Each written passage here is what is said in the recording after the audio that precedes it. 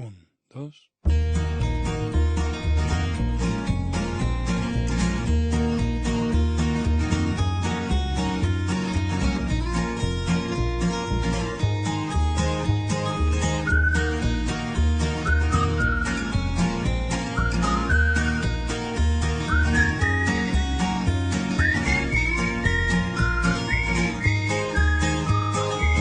Fes una foto del terrat que des d'aquí es pot veure. Què és per vosaltres l'espai de deures?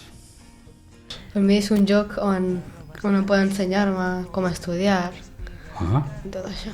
T'ajuden a estudiar per els exàmens, el que no entens li pots preguntar i t'ho diuen i tal.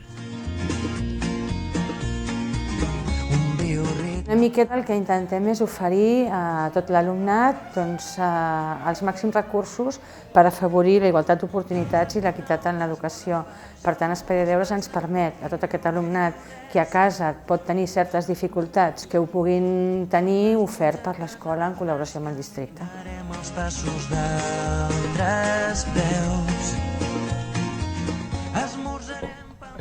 A casa trato de fer altres assignatures que ja sé que ho tinc superat, però a l'espai de deures fem una tasca que es diu tècniques d'estudi, que està molt bé, que t'ajuden com aprendre, com saber estudiar i saber llegir algunes assignatures en concret. Fem excursions també. Feu excursions? On les feu? Al Museu de Matemàtiques. Museu? Vam anar una vegada. A més, fem berenars. Berenars? Sí. Al principi de curs, o sigui, abans de començar, fan una reunió amb els pares, ficar unes galletes, mengem. Molt bé. I després també, o sigui, cada trimestre, quan comencem o quan s'acaba, fem berenar. I sota l'arbre parlarem del temps.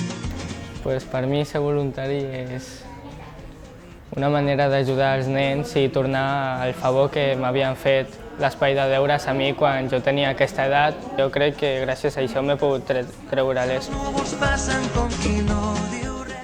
Quan era alumne de l'escola Cal Mallol, d'aquesta escola, no tenia aquesta ajuda i quan vaig passar a l'ESO em vaig trobar amb l'espai de deures. Per a mi va suposar una gran ajuda amb els meus estudis, poder superar-me en mi mateix i fer molts amics i conèixer més gent del barri. A mi m'agradaria que estudiessin molt i que arribessin lluny amb una carrera i que després poder-los veure de grans i dir que jo els he ajudat a fer deures.